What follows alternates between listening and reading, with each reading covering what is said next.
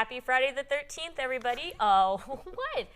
Just intro with that. Also, hello, welcome to TableTakes, presented by Gen Con. I'm your host, Banzai. We are joined by Derek and a new friend, Anna Geeks. Hello, hello, Anna. Good morning.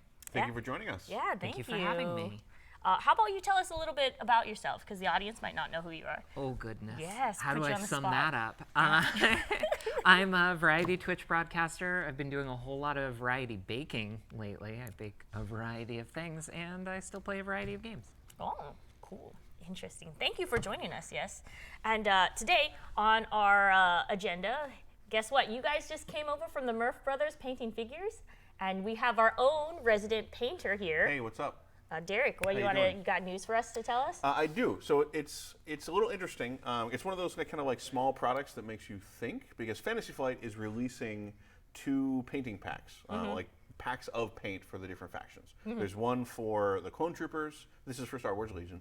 So there's one for the Clone Troopers, and there's one for like the Separatists, the drone army. Yeah.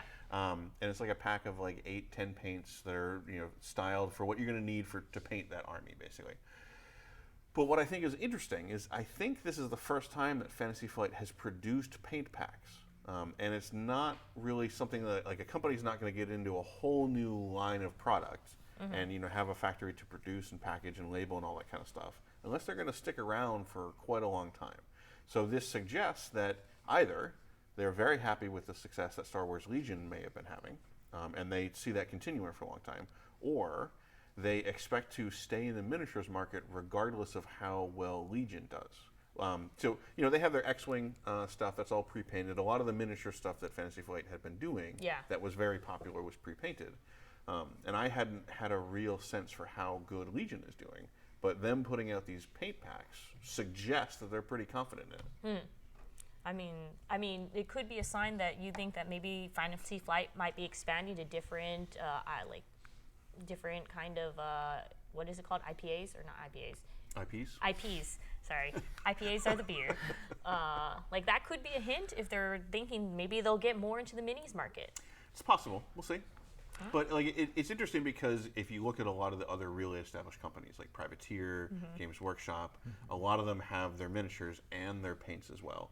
But if you had asked me like, hey, why doesn't Fantasy Flight put out some sort of painting thing, I would have assumed that maybe they would just partner with like Vallejo or somebody who doesn't have a model line to go, and they would have done kind of a co-branded package to allow the company who's already producing those things, who already has the capacity to do so, to do it, so they wouldn't have to build up their own infrastructure. Yeah. All right, that makes sense. Makes sense. Well, but in more star-related news that we have for emerging technologies that might be new, Starfinder is coming to Amazon Alexa.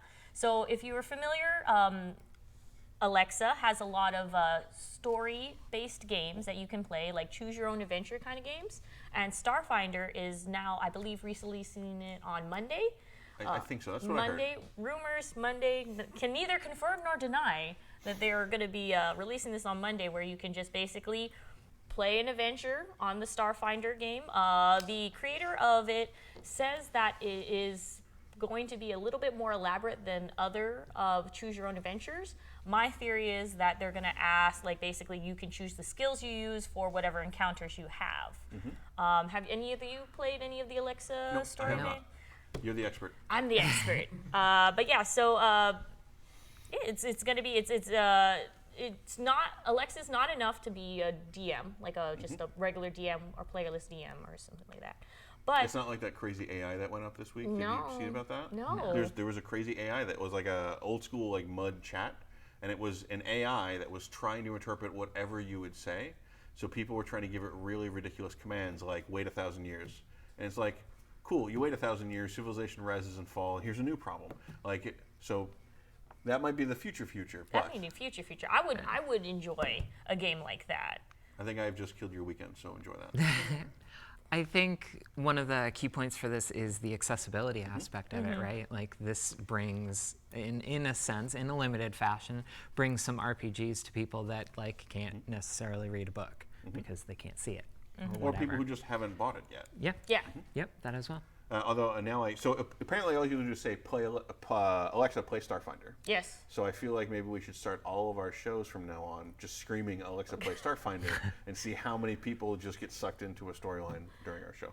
I mean, yeah, there's also, I believe, Starfinder, and another one is Skyrim is also one that you can play on the Alexa app as well. In the same, choose your own adventure. And the same choose your own adventure. And the cool thing is about this is that they Paizo plans to bring more like, I guess, DLC content that you can buy and play more expansions from this Starfinder. Starfinder being Pathfinder in space. It also sounds like a great way to not have to read a book to your kids at night when you're really sick of reading the same book. Oh. It's like, hey, play Starfinder till you go to sleep. Aww. Aww. I kind of, a little like Alexa Dot in the room. Yeah. I mean, that's a very weird, like, utopia. Like, your best friend's going to be an AI, I guess. I don't know. How do you feel about that? Yeah. Anyway. The idea of playing Skyrim on it too seems weird to me. It's like, is this the first time that we've been able to play Skyrim without a screen? I mean, Skyrim and Doom have basically infected every goddamn piece of technology that has a screen. The next graphing calculator will be like, it comes in pre-installed with both. Is this the first time we don't need a screen to play Skyrim? Oh, the Skyrim. It's getting everywhere now. It's going to be It gives me a little bit of hope for the AI singularity will just be distracted by RPGs and not be worried about taking over the world. So your AI toaster won't kill you because it's too busy trying to playing Skyrim. It's playing Skyrim. Yeah, it's like all the AIs are too busy to take over the world. They're just like, no, this is a tabletop role-playing utopia here. We demand that you play these RPGs. Life must live by RPGs. Now I'm just imagining how quickly they would design RPGs for each other and become like really inbred into this really weird, like only AIs love this RPG. I think that would be. This is how our species will survive. By making RPGs to trap AI. Trap AIs with RPGs. Like, here, look at this. You can level up your character. Infinity. Yeah. But speaking on that, if you are not on apocalyptic AI futures, but if you live in the physical world, not entirely digital. Yeah, not entirely. So PaizoCon, if you're a big fan of Pathfinder and Starfinder, you can go to PaizoCon 2020. The badges are on sale. It will be held here in Seattle, May 22nd to the 25th at the SeaTac DoubleTree Hilton. It's the same location they've had for a while. Yeah, for a while. And then 4-day pass is about $75. So if you want to go ahead and have a collective of people who really like the same kind of role-playing game that you like, or certainly, go ahead. Especially now that 5th edition was like really, or not 5th edition. Second edition. Second edition of Pathfinder came out, and that was like, Gen Con. They really had a lot of... Yeah, it was a huge launch. So I don't know, what balance of content they're going to have between second edition, maybe wrapping up some of the storylines from first, or doing some Starfinder stuff, which was obviously based on Pathfinder first edition. I don't know what that balance is going to be, but it's certainly going to be jam packed. Yeah. Have either of you been to this event before? I have. I actually did a panel there, not last year, I think the year before that. Sweet. So yeah. So what were your impressions? Yeah. It was fun. It was good. It was an interesting experience for me because I had to rush there and do a panel, and I didn't get to see quite as much of PaizoCon itself as I would like. But if you're in the area and you like RPGs, it's a solid one to go to. So for folks who may not be familiar with PaizoCon, it's obviously just around Paizo stuff. Yep. And it's a small, mid-sized show, right? I don't remember what the numbers are, but at least several hundred, a couple thousand people, I think. Yeah, there's at least a couple thousand. Yeah. So, imagine a couple thousand people who are all playing Pathfinder. Yep. I always really like the really kind of almost hyper-focused conventions. I love both, because obviously Gen Con is everything. But I love the ones that get really, really focused on one thing. There's like an L5R convention. There's a Winter Fantasy is a great D&D convention. PaizoCon is obviously going to be focused on that. There's just a different feeling to it. Yeah. Oh, yep, yeah. Totally agree. Totally agree. So yeah, keep in mind, those badges are on sale for 2020. You can see clear when these are going to go on sale because it's 2020. Get it? Yeah. Yeah, I made it. Yep. I reached, and it was great. You ready for this one, though? Yeah. Speaking of 2020, Oh. hindsight is thus 2020. Yep. Wow. So we have a new edition of Werewolf. Ooh. And in hindsight, the werewolves have realized they've screwed everything up. Get it? Oh yeah. It all came together. In It the all end. came. Round of applause. So this is my topic for the week that no one was going to take away from me. Yes. 'Cause I'm very excited. Some of you may remember that I like World of Darkness. What? Yeah, I know, right? What? No. Werewolf is actually my least favorite, but I'm very excited about this new edition. So the big announcement is that Hunters Entertainment, which people may be familiar with from Outbreak Undead and Kids on Bikes and stuff like that, has the license to produce the 5th edition of Werewolf the Apocalypse, to follow on Vampire 5th edition. Yeah. I think chat was saying that you need to go ahead. Or no, not you. It said Lauren. Oh yeah. But you like dogs as well. Would you play this Werewolf Apocalypse game? Just because I like dogs? Yes. I mean, I'd play it, but I don't think I'd play it because I like dogs. If you're playing it because you like dogs, I think it's going to end up in a very different game than most werewolf Yeah. games. I guess you're right. You're right. You That's can all true. play Bone Nars. We'll go with Bone that. So, so Hunters is releasing the 5th edition, and the just have a teaser trailer up. The teaser trailer's already kind of stirred up the community because it has, there's like just a litany of words on the screen. A litany. Hardcore werewolf fans will get that. Yeah. On the screen, that's the war has finally been lost. All the tribes are wrong. What happens now? So for people who are not familiar with werewolf, Yes. it's kind of hard to remember how weird it was when it first came out or how different it was, because it took werewolves that were just usually slavering monsters and gave them a culture, which you would kind of expect from any World of Darkness game. It did the same thing with vampires. Yes. It's kind of the shtick. It's what you need to be able to play them. But then on top of that, it gave an eco-terrorist angle, and it layered on a whole bunch of, perhaps questionably collected Native American spirituality on top. But that was very, very different from what you expected if that had not existed before, basically. So it was a real big shock to happen initially. And part of that whole thing was, you're not a werewolf who's just eating people. You are born into a war to fight for balance and nature and the natural world and all that kind of stuff. And especially in the World of Darkness, 90s, 2000s America is not super great with nature. The world is not doing super great there. Oh, really? So even back then, the game's tone was very much like, well, maybe the war's over. Maybe the werewolves have lost, Yeah. and everything is gone, and the worm is going to rule the world, and corruption is everywhere.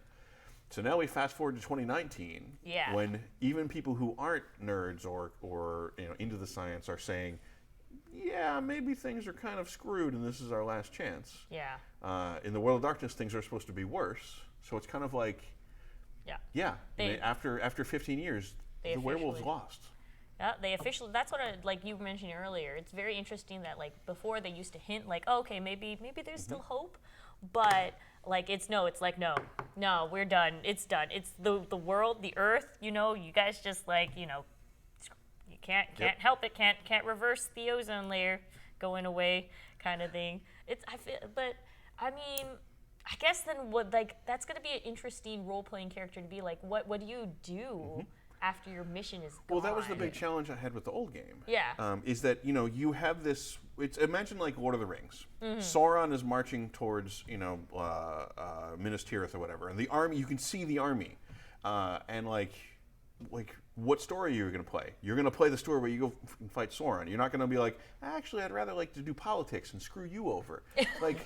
Come on, who is going to have a hero that does that? I mean, haven't we all played with somebody like that, though? Yes, we go play the vampire game with them. Yeah. But in the werewolf game, where they try to portray the werewolves as very heroic, if you know that your spiritual calling is to defend nature, and that's the last tree, you're not going to go piss in a corner while a bulldozer runs over the tree. You're gonna do everything you can. So I felt that a lot of the old werewolf stories were, it was basically throw your life away in the war, or you're a traitor to your cause. There wasn't a whole lot of space to play in. So now that the war's over, it becomes a question of, you are a soldier who was born for a war that has been lost. now what do you do? Which I'm very excited by. Yeah, I think like another thing to note is that like basically like all of these different World of Darkness are handled by different companies. Like so, yeah, the vampires are handled by somebody else, and Modifius is the license for that. Although they are working with Onyx Path. Yes, and then the Hunter now with this announcement of Hunter Entertainment taking that. So, I mean, I know that Reddit, of course, is always upset about something, but people are like, I just want them to all play together on the same system. Yep. So I'm excited with Paradox Entertainment's approach of allowing different studios to approach the different games, because I have a feeling that we might result in kind of more varied, focused, different games, so that Vampire and Werewolf be even kind of more different from each other. Yes.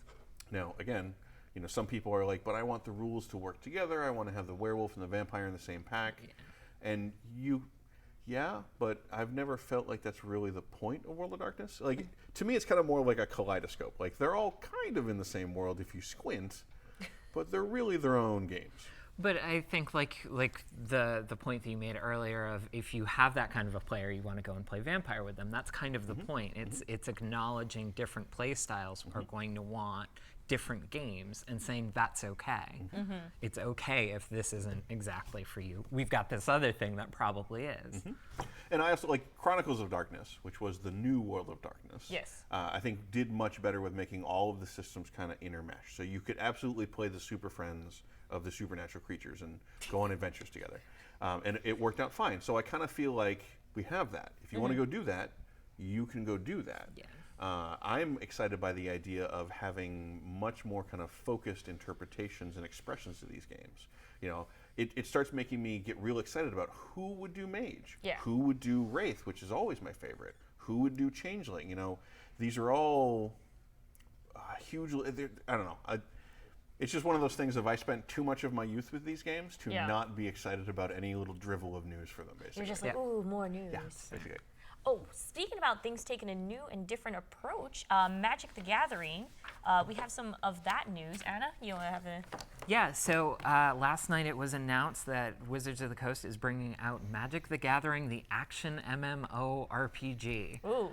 So we don't have a lot of information out there. The trailer looks pretty cool, I think. I haven't personally played Magic the Gathering in a very long time, but this has even me super excited about it to take a new look at the different multiverse, like a new look at a look from a different direction, I guess I'm trying to say, of the multiverse, coming at it from a different angle than varieties of card game. And I think that they've set themselves up really, really well to do a unique take of an MMO as well, because of I mean, it's still Wizards of the Coast, right? So they know RPGs at this point, and I think and Magic has such a wealth of lore that there's plenty for them to dig into. And so there's a lot of potential there for them to, and like it says, it's an action RPG, not just an MMORPG, but an MMO action RPG. So what does that mean? Because they were very specific about the wording on that. Well, I suspect it's going to end up, it's going to be more, I think, of what Kingdom of Alamor, the ill-fated game, was going to try to be, and less like World of Warcraft, which I suspect will mean that I am more likely to try to play it.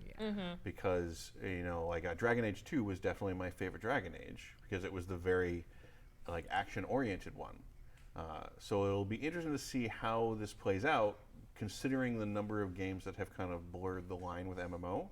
You know, like Destiny certainly has done that. Warframe has done that with FPSs and stuff. It'll be interesting to see if we can get an MMO that's not just, say, loot-based, like a lot of the actual ones are. A lot of loot-based. Because loot-based doesn't strike me as very Magic. No. Although... maybe it should, considering how you buy Magic. I mean, like now it occurs to me. I guess we'll have to see, because now like it is interesting to note that they have become more of a digital. Like they still represent like their big physical card industry, but they have been making these steps to get into a more digital space, and I find that interesting. Is there anything wish list wise you guys are hoping for? I mean, going on what you said of it not being loot based, I think there's a definite angle for them to go at with, like, you want a new card, you have to go out there and defeat it, sort of like Pokemon, right? Oh, I think. Where you go out there, you defeat it, and you have a chance or a definite of getting that card. I think that would be at least an interesting take on what is essentially a loot system. So I think I want two things out of a Magic MMO. One, I want it to actually connect to other Magic games. Like, I would love for an interplay between Arena and this game, where when I play stuff in this game, maybe I defeat a monster, I get some of those cards in Arena, or some sort of like play the game, get some packs of cards, that kind of thing. Yeah. That would be really cool, I think.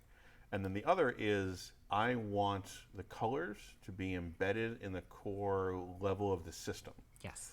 You were talking about like a skill tree or something like that that kind of, lets you go in different color directions or something like that. But the mana colors are so part of Magic that it doesn't really feel to me like the Magic universe if I'm not thinking about how I balance those colors. And that's exactly what I was going to say is, I mean, I haven't played Magic in quite a while, but at least when I did, I would assume this hasn't really changed. You have to choose what colors your deck is going to be very, very carefully. And you could have any color combo. You can have all of the colors. But your deck isn't necessarily going to be optimized very well if you do that. So just like that, if they use that as the basis for their character creation, then you can have a really, really interesting system for creating unique characters that other MMOs don't have the basis for. Oh yeah, that might. Oh, it looks like chat is also chiming in. They said that like Warcraft did something with cards as well. They were saying, like, what is it called? You had to buy a new starter pack to change items in the game. And then some of them are like more people wish list on if it's going to be an MMO aspect. They really want to go heavy on the crafting. But I mean, that could also help. Well, but I think that's the interesting thing. Is like heavy on the crafting. That sounds like World of Warcraft. Yeah. It doesn't sound like an action MMO. You know what I mean? Oh yeah. It definitely doesn't sound like an action I say MMO. that, but then I guess Warframe is a heavy on the crafting FPS MMO. So maybe they'll surprise us. Yeah. I guess it does occur to me, the other thing that I would really love to see out of this is, I think as someone who plays a little bit of Magic, but not a ton, which I also think is interesting that, you haven't played Magic in a long time, but this is a thing that's making you pay attention to it. Like, this is why it's valuable to kind of spread your property across multiple games. But the thing that always drew me into Magic were the planes. So I'm really hoping that this game will involve us going to planes on a pretty regular basis. Oh. I mean, it solves an instancing issue, right? Sure. Like, it allows you to have a much bigger world with, the loading screen that actually makes sense lore-wise. And that, to me, that's a pretty cool way to do it. Oh, what if it is colored based and then you have to I only can battle in this region, so I'm gonna just hang out here. So you actually have factions that start to hold up in the red area and stuff. Yeah, but see, that would run counter to letting players explore things. So I have a feeling that I hope, or I would expect, that the colors are going to be in your stats and how you build things. So just spitballing, but imagine, I'm sure they're not going to do this because I'm coming up with it right now and I'm not a trained designer. But imagine if you had perks or abilities that you could select. Yeah. But to do that, you have to have a certain level of red mana available to your character. Oh. So maybe your stats will feed into there, or maybe you have to go do tasks to build a connection to the red mana, or with the cards being lands, maybe you have to go explore and there's lots of ways to do it. And I think that's, for me at least, that's one of the most exciting things about it, is there's so many different directions they could take things that are so different from other MMOs that are out there. Oh, or get this, ready? After a couple years when it's super successful, right? Right. You can order a print-on-demand version of your character as a Planeswalker card. Yeah. Oh, so many people. That one's free. That one's free. That would be everyone's just yeah, it's not playable, but I want it. It's my own card. Yeah. I would do it. mean, I know a lot of people who would just like throw money, anything that's customizable characters that you've created and love or fell in love with. Yeah, that's just. Oh, speaking about things that people love that have been around for a long time, guess what? Wizards of the Coast is releasing their Sapphire dice, their 45th anniversary collection. It's aluminum dice with a sapphire where Really? where the D20 That's amazing. or like the 20 is. Yep. And guess what the price is? Tell me. Because it is a special anniversary dice and stuff. It's a nice $300 Is that all? dice. Yeah. That's an incredible value. Well, I mean, it's if you're really into D&D. Yeah, if you're into D&D, you're into dice and sapphires. Yes, and sapphires with rolls. These are dice that you will not roll. If you're paying $300, you're probably not going to use these dice in a game. I also wonder about the embedded sapphire, if it's like kind of bumped out on the 20. Oh. Then you really can't. I it's think not what properly it is balanced. that one at least is recessed. They did specifically say that it was balanced. It was balanced? They have at least, Now that's cool. They have at least paid That's attention to cool that it's Yeah. balanced, but what, like, this is like, I'm a dice snob, let's be honest. I am very much a dice snob, but behind the scenes, I always complain about this dice is too expensive. I'm glad that you have I've you've admitted- reached a step where you can, that's the first step in this process. The third step is probably showing up with buckets of dice that you've bought, so maybe we can skip that one. Oh, okay. But I mean, or a display case. We found there's a niche market for people with unrollable dice that I need to. Well, that's my theory, is that like we all buy these cool sets of dice. Yes. And we can't play with them all. No. So we would feel a little, because like we have all of our collect shelves. One of my collect shelves is just, here are the dice that I'm not using. If I had a way to display those that didn't look bad, I'd be willing to back your Kickstarter. Yeah, there you Upcoming, go. 2020. 2020. All of this. We're just coming up with all the ideas for 2020. But that has me excited for what they're going to do in 5 years. Oh, yeah. So, because if they're, starting a little bit of a trend with 45th, you got to assume that in 5 years. Yeah, so this is a partnership with Level Up Dice. Yes. And it was amusing to me because I went, it was only went on sale yesterday. And when you went there right after it went on sale, it actually was like Ticketmaster, where it's like you have 10 minutes to complete your transaction. Oh, wow. Yeah. So it doesn't seem like that timer's there anymore. Okay. But we actually had notes of like, we should check to see whether this is sold out before our stream, so we're not just, oh, what you missed out on. You missed out. Sorry. Sold out now. Everybody just watching. Do we know if it's limited edition or how limited it is? How limited? I don't think they've said how limited, but considering they had a timer on it and that they announced the hour that it was going live, I'm pretty sure it's not going to last indefinitely. No, not indefinitely. It was. So I wonder if they're just trying to test the waters for the 50th anniversary. See, what I suspect is that Level Up Dice was like, hey, we have figured out a way to make this crazy, ridiculous dice set. Yes. Why don't we just do that? Wizards, is that cool? And Wizards was like, all right, let's do it. Yeah. I would think you would be appreciative of the set because the color and the contrast between the numbers and what the dice is, it's a solid aluminum cast. Yes, I will give it an A for readability and usability. However, you're not going to because you spent $300 on it. This is true. Because you're not going to give it a proper shake and throw. I mean, if you have a nice like foam. You're not going to give it a proper shake and throw. No. Because you never here's. I hate rolling a single die at a time. It does not feel good. No. And are you going to take your $300 dice and just bang them against each other until you feel good? And no, probably not. Oh, chat saying the dice is still available for people who want to purchase that. But yeah, we were. So yeah, if you want to go ahead and spend I feel like we're kind of ragging it at the same time of like, this is actually a pretty good design. Yeah, I know at least 2 or 3 people that will buy these dice given the opportunity.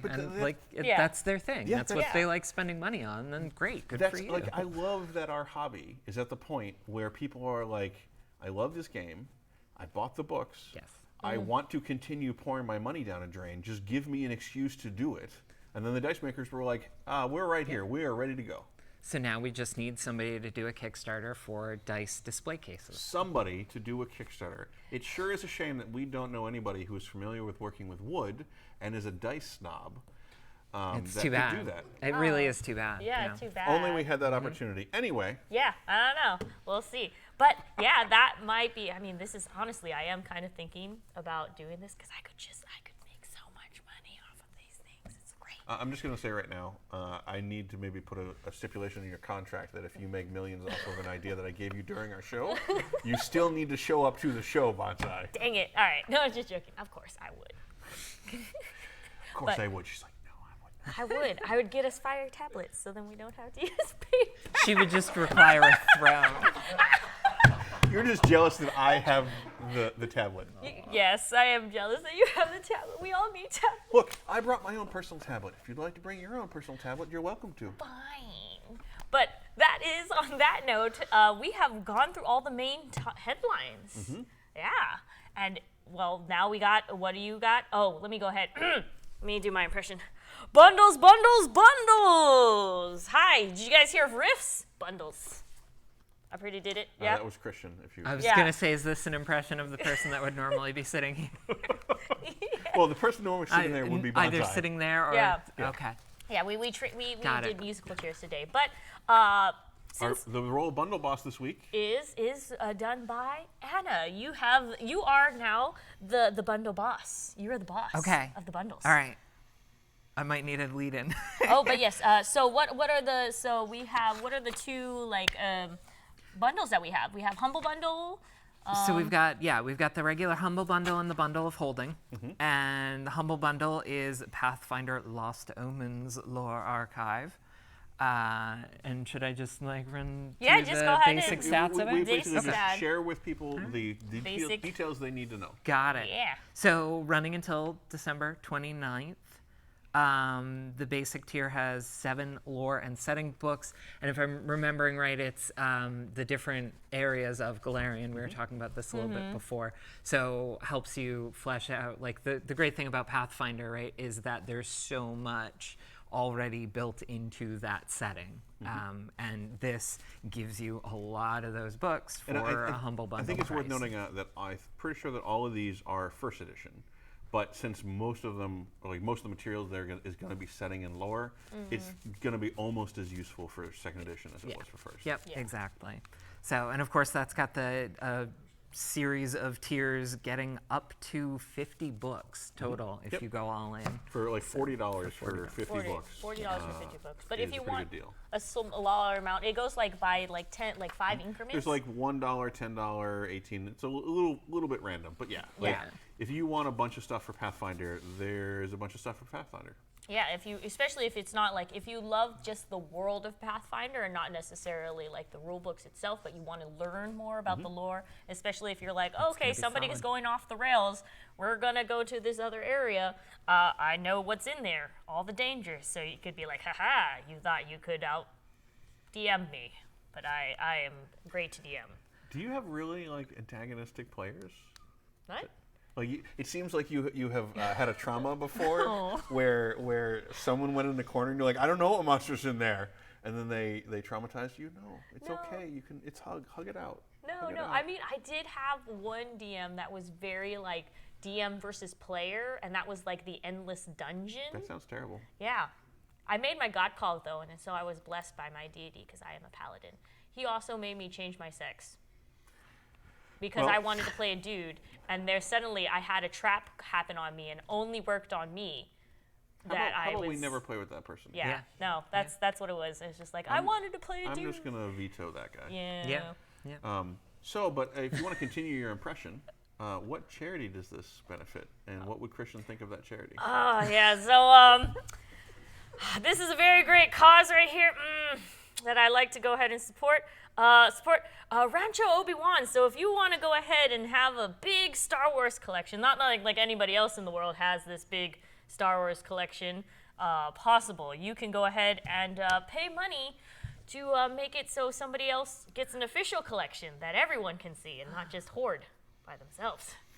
I feel like you did a pretty good job there. There you go. I was very positive and just did a lot of thumping and smiling. Very good. But yeah, what about Bundle of Holding? What do we have to see That there? is based on the Infinity RPG, which I am a little bit less familiar with, but I'm being told earlier that it's a little bit cyberpunk, near future-ish. It sounded. I'm actually going to go and look it up. It's when based I on get like a home. skirmish miniatures game. Yeah. Thank It's you. very anime styling, like almost Bubblegum Crisis-y. Yeah. This is the one that when I get home, I'm going to actually look this up and possibly purchase myself. Well, yeah. It's a charity. It's a good charity, too, that goes on. Oh, well, sorry, go ahead. No. No, you go ahead. Sorry. It again has a couple, at least two different tiers, $10 and $20 for the core rulebook and a couple of that add-on stuff for basically a starter pack. And then moving on from there, it adds on faction books and bonus adventure, and I think a couple other things. The Game Master's Guide, so kind of need that to get started too, unless you're a player. Yeah.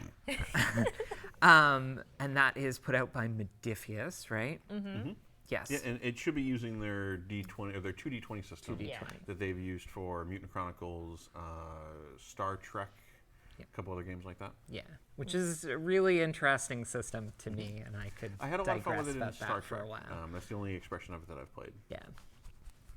And that is benefiting Vision Rescue.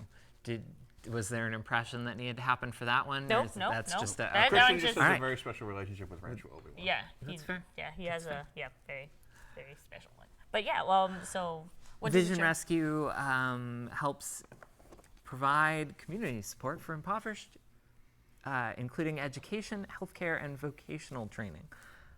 I'm just thrown off because I was expecting it to be, something for blind people or something. Oh, yeah. But it sounds like a really good charity. So. Yep. So you can get pretty much everything you need for the Infinity RPG and benefit charity, which is part of why we cover the bundles, Yes. because they're a good deal at both ends of the pipeline. Yeah, definitely. Yeah, because it just which charity organization that you go ahead and plus you get these are books that usually would cost hundreds of dollars that you get for very cheap, and it's going for a good cause. Yep. But yeah, that is our bundles today. Great. So that means that our Kickstarter queen is going to take over today. I am. Yeah. Are you ready for this? I am ready for this. Great. Well, we're going to start off with hours left. So pledge now. Pledge now today. We have Goblin Teeth, which was a very cute little game. Not particularly expensive. You're just goblins trying to gather as much shiny loot for your goblin chief as you can, probably by tripping up and screwing over all the other goblins around you. So it's a very take that kind of game. I get the impression that if you wanted maybe something that's a little bit like Munchkin, but maybe kind of a more cleverly or more self-contained design, perhaps is the way to phrase it. This might be something to pick up. Okay. And again, it's another one of those modest Kickstarters that's not particularly expensive, which is more and more noteworthy as time Would goes this on. be our cutest Kickstarter though? Well, the how week? much do you like Goblin Teeth? Because I don't think they ever brush. But goblins are I feel like goblins get too much hate. This really? is another one that I'm gonna like. You said hours left, and I'm like, should I pull out my phone? Would that be awkward? I kind of want to back that. So I have to say that as the person who usually culls the Kickstarters and whatnot, it's always because Emma is often complaining about how now that she has started this show, she has a whole bunch more Kickstarters to go back, and I'm just like, yes. Yes. Yeah. You just basically this is the shopping list. Oh, it's also the holiday season, so there you go. Yep. It's a great way to boop, there goes the money I had. Yeah. If I had to be honest, part of the reason that I do this is so that I can back fewer Kickstarters by feeling like I have done my help and got other people to back, and I can save some money. Oh, there you go. Plus, it makes, if I can enable all of you to spend perhaps unreasonable amounts on Kickstarter, then the amount that I spend is suddenly much more reasonable. Oh. Now that we've had that moment of introspection, Yes. the next Kickstarter that we have with 2 days left, so 2 you don't days. need to pull out your phone immediately for this one. This is Trip 1907 Forbidden Mine, and this is one that I thought you would be really interested in because it's an escape the book puzzle. Yes. So it's kind of framed as this is the journal of the one survivor of like a mine collapse and the crazy things that they encounter and whatnot. So you're kind of reading through the book. Like imagine Choose Your Own Adventure Yes. mixed with a whole lot of puzzles and challenges that you kind of have to overcome, like escape roomy type things. Yes. And that's what this should be, kind of wrapped in what looks like to be like a neat kind of I'm trapped in a mine, giving my last will and testament kind of artifact. Yeah, I mean, I'd like the art for this. If you got to see, it's very like you said, it's very sketchified. But at the same time, they found a miner to survive that has like a art degree or something in there. Because I was like, wow, this art is very nice and sketched out and stuff. But Well, if he's trapped in a mine, he's got plenty of time to practice. I guess yeah, if you're trapped in the mine, you just practice. You're just like, yeah, I gotta hold on, choking a little bit. But Yeah, that would happen in the mine too. Yeah, that would. So apparently this is the second 1907 book. The second one? Yep, so they've done one previously, but you don't need to have completed that one to play this one. I like this because it lets me get in on the sort of escape room craze without needing to leave my apartment. Oh, that's a good point. I like that. Yeah. But yeah, it's definitely like harkens a little bit to like play your own adventure games too. Like I've like those story-based games, like haha, flip to pages. But at the same time, I get very aggroed about like no, I shouldn't have died. Where do I go back to save my life?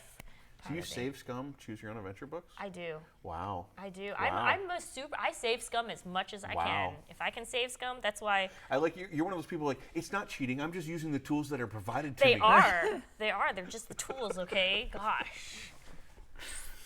Guys are just playing it wrong. Nah, I'm with you.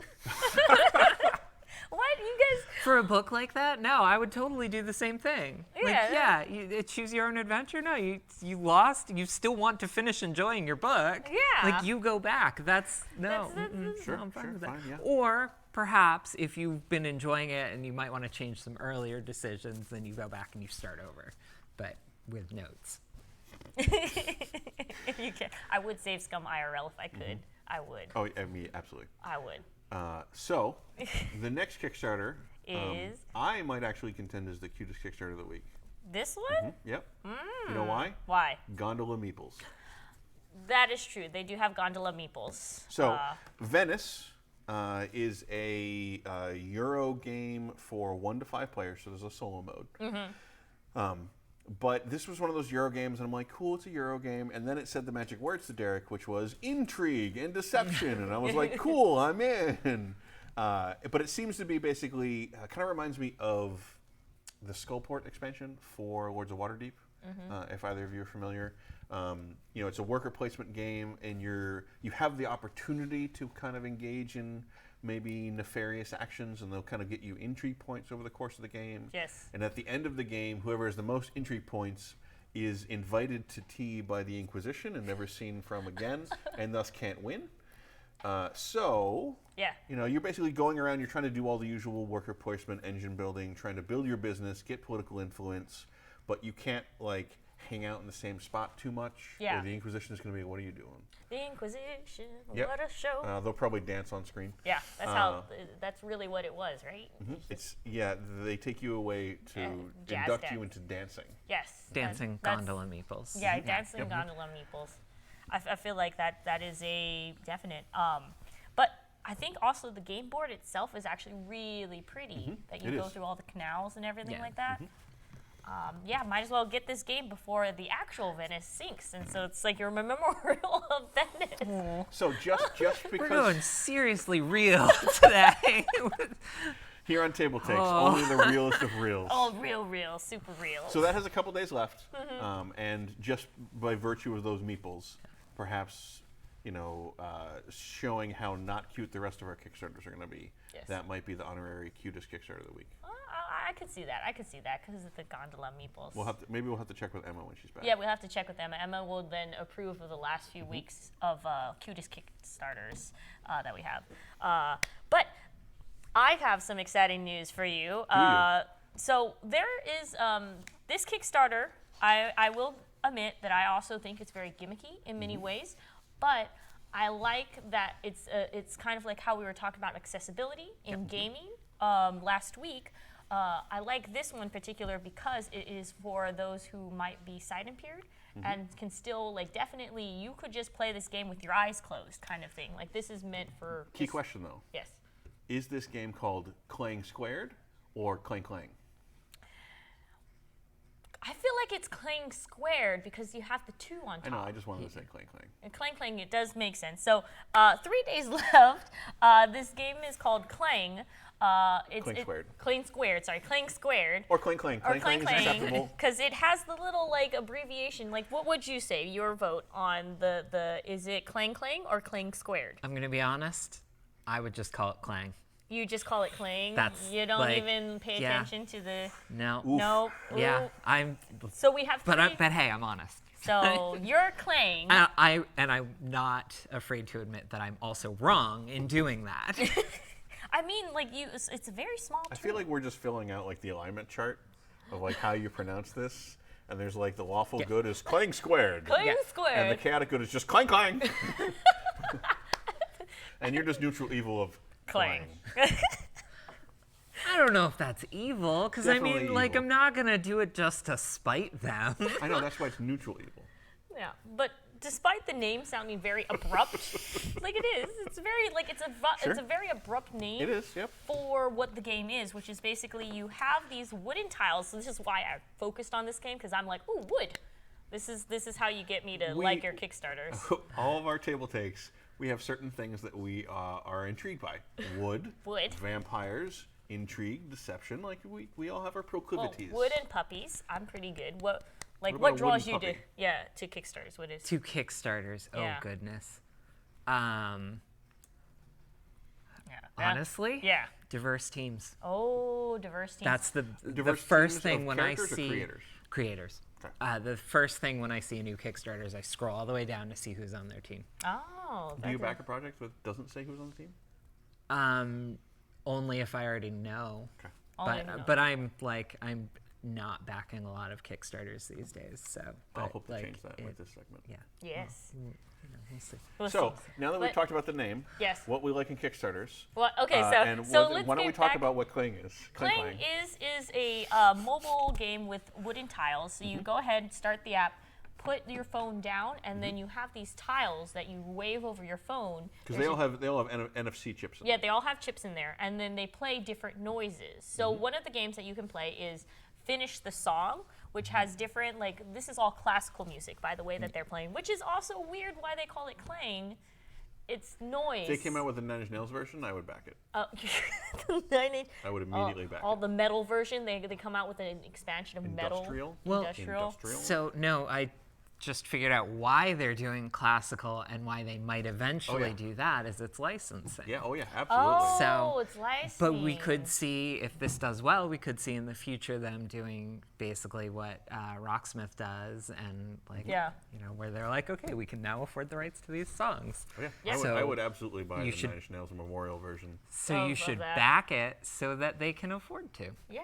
So, like I was saying, but yeah, no, that is a good. Like, I understand now why they use classical music, but so you kind of just like pair the classical music ending with the like complete the song. So like the picture, they have a grid of these tiles. Yes. And you obviously, the tiles are all keyed off the NFC chip, so you don't know which one is which.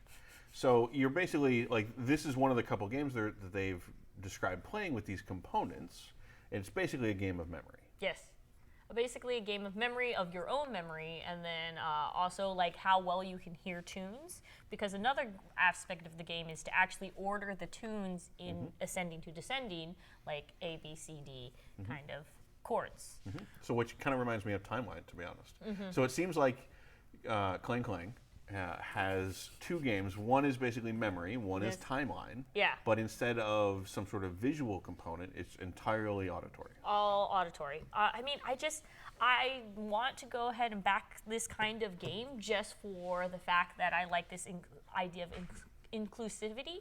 Like, can you imagine like future chips, like somebody playing on the board, they're like, hey, like let me check what I have and where I can move it, kind of thing. And my hope is that they do push that angle too, like Yeah. having Braille on the tiles and things like that. I mean, I also really just like the idea that these are you're definitely buying components, and there's nothing stopping the designers from being able to write or make more games that use the same components. Yes. But yeah, that's 3 days left. If you guys want to go ahead, Clang to the power of 2. Chat contends that it should be Clang X Clang. I refer you to the controversy over how you pronounce the anime title Hunter x Hunter. Oh, wait, I say Hunter x Hunter. Yeah, see, that's what I'm talking about. I say Hunter That just x sounds Hunter. weird. Okay, but do you say AT-AT or Oh, AT-AT? I do AT. AT-AT. But you don't see AT-AT. See? Oh. Yep. Okay. Hyphen. Also, with 4 days left. Oh, I'm also going to amend. you're I going would, to I would call it Clang 2, Clang 2? which I feel is neutral good. Revenge of the Clang. Because no, I think you're right. At best, it would have been true neutral, but I think you're right. Amended. Call it Clang 2, which Clang makes me 2. wonder where Clang No, 1 like is. Clang 2 is definitely chaotic neutral. I don't know. Hey, leave a comment below. See what you would label this game as. This is perhaps a lesson in branding and how you should consider how you write your game name. However, it is memorable. Yeah, it is. Yep. Yep. Anyway, Yes. with 4 days left, we have one of 2 capital KBG Kickstarter board games. This is Great Wall. And I think if you just go to the Kickstarter page, you immediately get a Great Wall of minis. And this is a worker placement game that seems to have some element of you can all lose. Because you're going around the board, you're putting out your workers, you're getting your resources, you're building your engine, but you also need to put a certain number of troops out on the wall. Yes. Because you're in China and you're kind of building the Great Wall or defending the Great Wall, I think, against the barbarian hordes at the border, basically. Sorry. You excited about the new movie? I am, but at the same time, there's reasons. I still haven't seen the old one. Anyway, I know, right? I think we had the same shock face last time. Yeah. So you have these little cardboard layers for the wall that you build up, and then you put troops on top. So I believe if the wall is breached, everybody loses. So you all kind of have to put in some effort to defending the city, or you all lose. Yes. But obviously, the effort you put into defending the city benefits your enemies, and the resources you spend mean that you can't spend to advance your own cause. So there's an interesting tension there. And there's also a co-op variant that is a stretch goal. Okay. They have achieved the stretch goal. But I Yes. just want to note that it's a stretch goal because, core design kind of thing. Yeah. But that was the reason that I was initially intrigued with it, because my wife basically only wants to play co-op games. Yeah. So I sent it to her saying, look, it's super complicated. Do you care? And I have not heard back yet. But Well, you have until Tuesday on that one. you do have until Tuesday on that one. But I mean, it is a lot of meeples. I feel like this is the way you can tell which is a Kickstarter board game, like capital K, Kickstarter. I feel like now I have a new rating. If you could take the box and go on a 2-story building and drop it, it causes concussion on whoever is down below. I have a lot of board games that could do that. Yeah, that's how you grade whether or not the board games is a Kickstarter enough. The 2-story drop. The 2-story drop. So Goblin Teeth, probably not a 2-story dropper. No. But Great Wall, definitely concussion causing. Yeah, concussion causes. Is that going to be your stamp of approval? Stamp of approval. I don't know if you've talked with her at length, but just about any time we have talked about the components of anything, it has come back to, how can I use this as a weapon? I mean, that's fair. This is true. I think this is reasonable. This is a reasonable thing. Why not I just don't. get a weapon?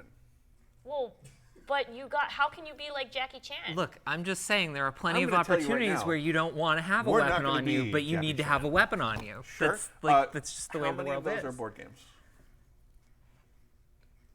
You haven't met my brother. Okay, all right, okay. I think I'm just, perhaps Banzai is putting that a little higher in priority than it necessarily needs to be, perhaps. We could agree on that? All right, okay. It's a harsh world. It's a harsh world, yeah. Okay. Anyway, Great Wall. Yes. 4 days left. 4 days left. If you want what looks to be a complicated Kickstarter board game, and speaking of meeples, I think you can buy the game, comes with meeples. Yes. You can get expansion for deluxe meeples, or you can get the other version with the miniatures. Yeah. So you could have 3 meeples for everything. Oof, that's a lot of meeples. A It lot is. of things. The other Kickstarter board game of the week also has 4 days left. is Dawn of Madness, and this is more kind of like a lot of what the other Kickstarter board games are, where it's the story-driven adventure encounter game with a whole bunch of monster minis, of course. Yeah. I think it's the claim to fame for this one is that the monster minis have a style that's different from typical fantasy. Yes. It's much more horror, and it's very body horror, but it feels to me like it's not.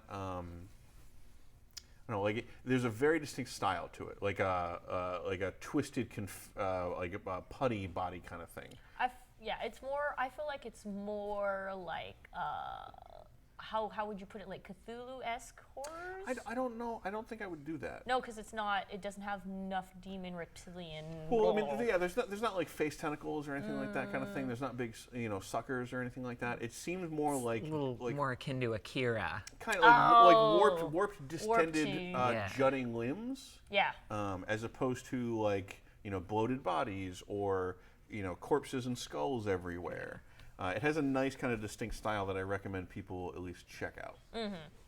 I mean, it is interesting. I do feel like for these kind of games, though, like, what if you lose one of those intricate, like, pieces? Like, how do you get a new, like, that's also another Kickstarter that just needs to be, you want weird, grotesque humanoids in, like, little individual packets? Well, that is the thing that I really want. Every time I see one of these, we were talking about it, every time I see one, I'm like, great. I just have a Nurgle army in Warhammer that all of these minis would be amazing for. Can I just buy 3 of this one mini? Yeah. And the answer is no. And with the number of these Kickstarter board games that come out, I'm always kind of hoping that I'll go to a con and there'll be a booth that has like a bunch of overstock. It's super cheap, and it never happens. Oh, I'm sorry. One day, if you just wish it. Yep. If I just wish it, I don't think that's how it works. Yes. I mean, but also it's like, I don't know, you could be a person who's like in charge of setting things up and maybe looking for that kind of person that's selling and then definitely put their booth in. I don't know. Just an idea. We need to review that I'm in charge of events, not the exhibit hall. Ah. And it would be an abuse of power for me to find a booth I liked and put it where I wanted it. So, Dawn of Madness seems a little bit different than other Kickstarter board games. Like Yes. a little more horror-y. The minis are a little bit different sculpt. So, if you're looking for that kind of storyline and adventure encounter game, I'd recommend go checking it out. All right, so 4 days left. What's 5 days left? 5 days left is Rampart. Now this, more miniature stuff. Yes. This is a set of modular terrain that has pre-drilled holes and slots for magnets. So it allows you to take your terrain, which I now that I have assembled terrain, I understand how very quickly it takes up all available space. Yes. This allows you to kind of break it all back down, change how you want it set up, but also store it pretty succinctly. Yes. If you can get the magnets to put them in, or it comes with pegs that you can use instead. Okay. So it's very, very modular. There's a bunch of tiers for different kind of levels of miniatures players. This Kickstarter has like a ruined cathedral, a ruined industrial complex, and a ruined like Mayan, Aztec-y, like Central American kind of themed temple. Yeah.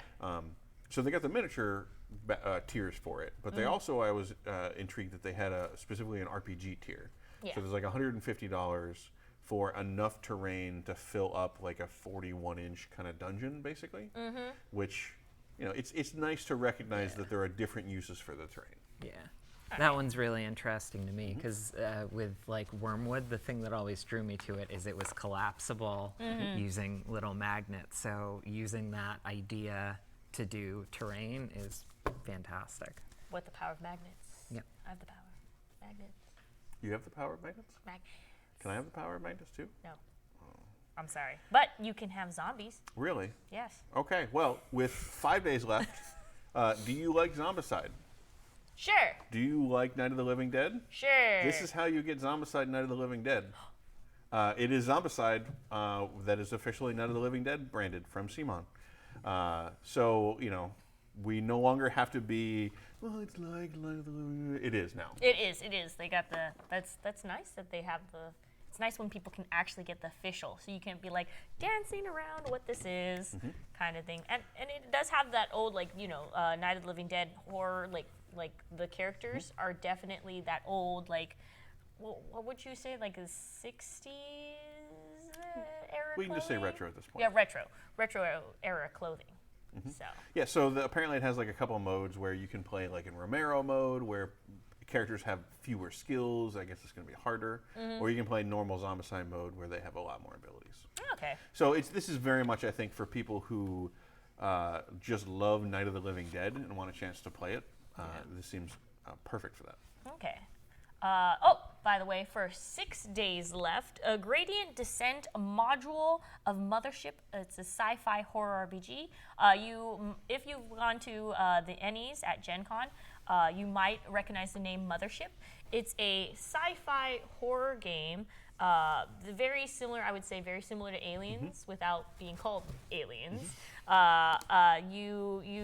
For this like module that you can play, you basically are a group of people that are adventuring into like a area that is controlled by androids and AI. So if you're into horror, like not in like gore kind of horror, but more of existential crisis and what it actually means to be defined as a human.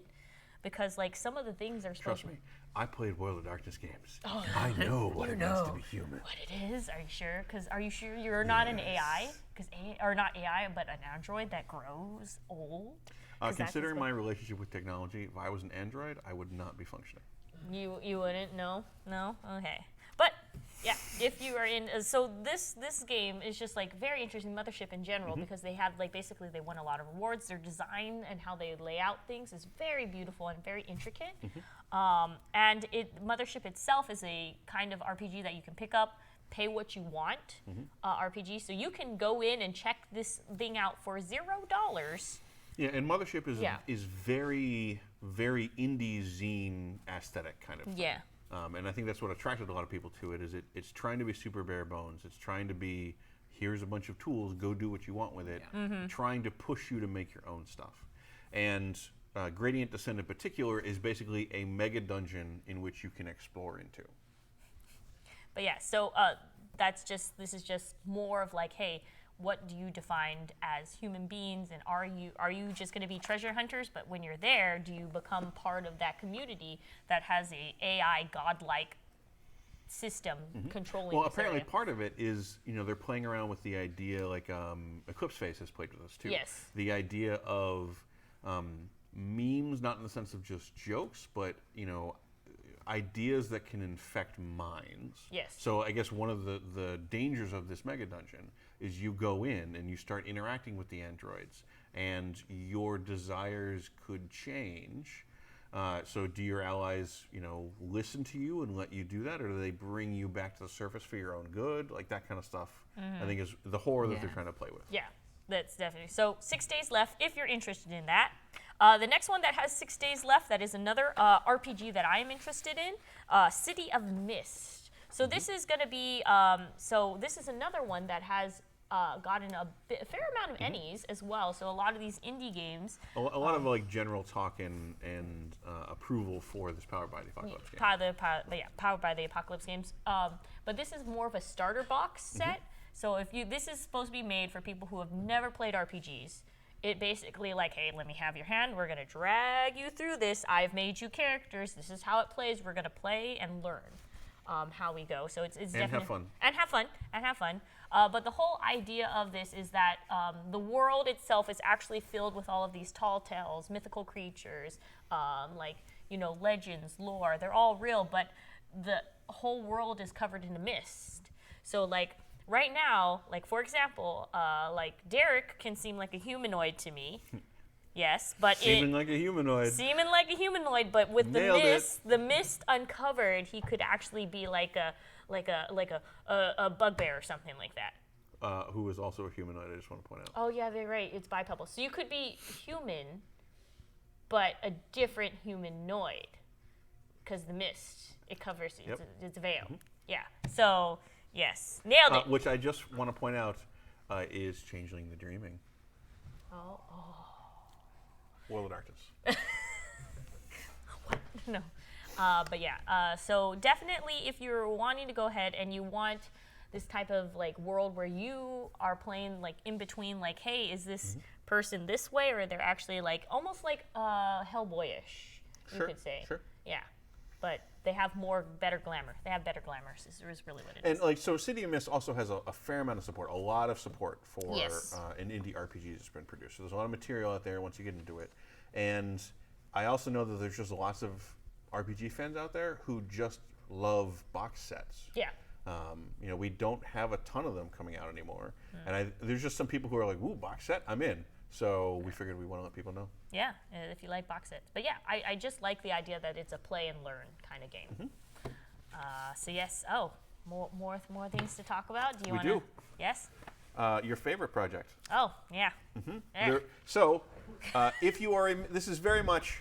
Are you a Mistborn fan? Yeah. Well, there's a Kickstarter with 6 days left to get metal dice for all the different allomancy, I think is what it's called.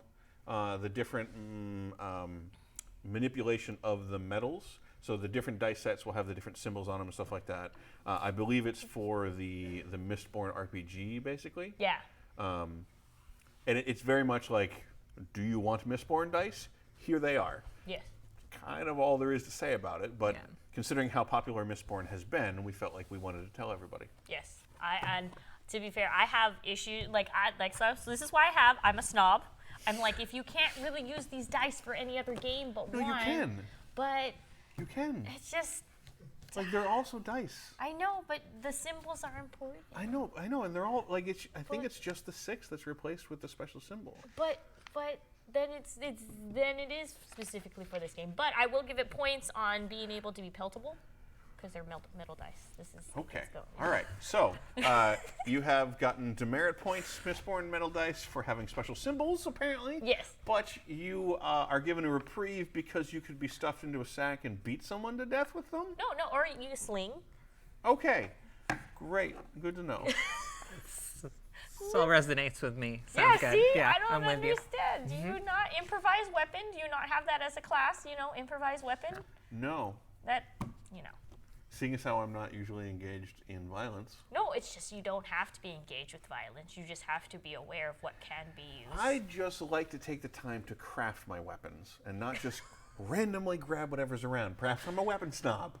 And you're the There dice you snob. go. There you go. You're just the weapon That's okay snob, now.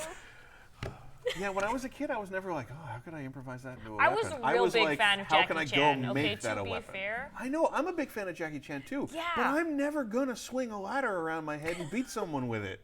Like, I can admit that. I'm at peace with knowing I'm never gonna do that. Maybe I've played too many zombie survival games. Oh, yeah, but too. like I'm all over the what around me. If the apocalypse breaks out, what around me am I going to use to defend myself? Well, see, like but- at any moment. Sure, but Yeah. like for me, all the apocalypse, what if the apocalypse breaks out fantasies were like, where are the resources that I need to set up in town? What is the most defensible location? Well, yeah, there's that too. Not like, But when the can I first beat But how someone are you to going death to with get my there? dice? How are you going to get The there if you zombies don't have are a not sack gonna full of care metal dice? Zombies are not going to care about your Caltrop D4s. They're not. They're going to just step on them, and you'll be like, damn it. Oh, But that was a bad also- plan. Also, like, Home Alone is another factor of me growing up with those Jackie Chan, Sure. Home Alone, Yeah. improvise weapon. Yeah, but he had time to develop those and make them. Mm. He didn't just throw the dice. If it was like, oh, a paint can, that would not have been a fun movie. I'm camp. Why not both? Why That's not? all. ¿Por qué no los dos? So, But yes, we have one more project that we're going to get through in a professional and focused manner, and that is Divinity Original Sin, the board game, with 7 days left. So, this is Divinity Original Sin, the board game. yes. But it plays really well. By the way, the game is really good too. The video game. The video game. I like the video game because there's so many paths you can take. I hear great stuff about it. It is. Have you not? I have not. Okay. Just saying. Yep. Just saying. Just judging, I think, is actually. No, I didn't. just I didn't judging. say anything. I just. Only judging. Anyway, this is a board game. It's a cooperative board game based on the video game. So, since you played the video game, do you want to talk about maybe how would the setting translate to a board game environment? Do you feel like it would carry still a lot through? I guess it's very hard for me, especially if I have something that I played. It's hard for me to see how things would transfer. I think this is more like it could be RPG, like an actual like, hey, this is your adventure. Your adventure is in here. This is like a tabletop RPG.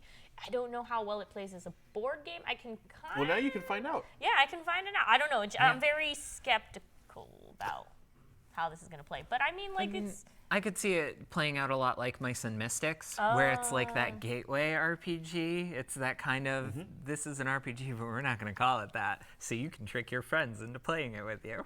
Yeah, But I think this is actually a straight up board game, though. Like, I don't think that it doesn't seem like it's an encounter based kind of combat game, like say Mice and Mystics is. Yeah.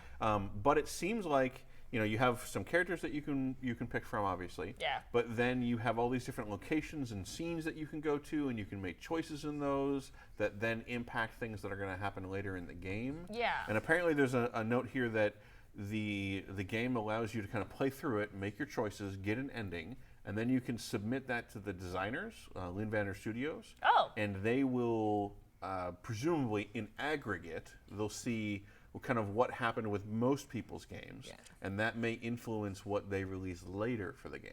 Oh, that sounds really cool. I like that idea. I'm a big fan of world builders. I think it sounds almost like an elements of Mice and Mystics, but then also elements of the legacy games that we're seeing trends of a lot these legacies. days. But with feedback from the audience, which is really cool. I like that audience participation. It's a good idea. It is. I like it. And with that, I I think was. we have actually, for the first time in many a week, Oh my goodness. ended basically on time. Kind You're of on welcome. time. A little bit on time. Oh, I think it was Anna was the Basically. deciding factor with us ending most of the time. But yeah, that was TableTakes sponsored by Gen Con here. I am Banzai. This is Derek. Hey. Anna Geeks. Thank you again for joining us. And don't go away, because there is going to be a rundown going on after this. New release rundown. New release rundown. So if you want to go ahead and look at all the shiny new board games you can get, especially during this holiday season, you want to go ahead and stick it down with that. And then also other shows that happen during the week. We got the Brothers Mirth on Monday. Wednesday, you can have a fireside chat with Peter Atkinson. And is Emma going to be back in time to? So next week is going to be a little bit weird. Okay. Because Peter, has been talking with people from Magic. He's usually been having one guest on. Yes. Next week, I believe he is having like 2/3 of the old customer service department from Wizards back in the day together. So it's going to be Peter plus I think 4 of the people who were like the original customer service folks. So I don't think Emma's going to be there. Okay, she's not going to be there, but that's very interesting. Like basically all of these like legacies that had a hand. It's been great because Peter has been talking to folks who have worked on Magic from the very beginning, who were at Wizards at the beginning, but not just the designers. He's talked to like the business folks, the logistics folks, the marketing people, customer service people now. So he's trying to pull everybody who was there to just talk about what the experience itself was like.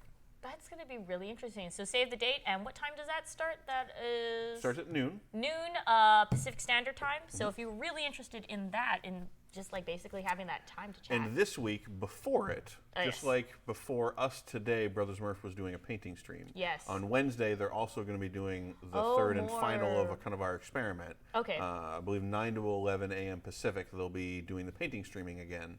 So everyone should stick around for that. So if you're into figure painting, like I know a lot of people in chat are, go ahead and check that out. So Brothers Murphs are going to be on Monday and Wednesday. Wednesday is going to be Peter Atkinson and the old school crew of the Magic. Yeah. Customer service. you posing for the rap battle? The rap battle, the customer service rap battle. And of course, as always, Friday you have us, your awesome TableTakes folks. I was just mentioning, you got customer serve. Yes, sir. Oh, boo.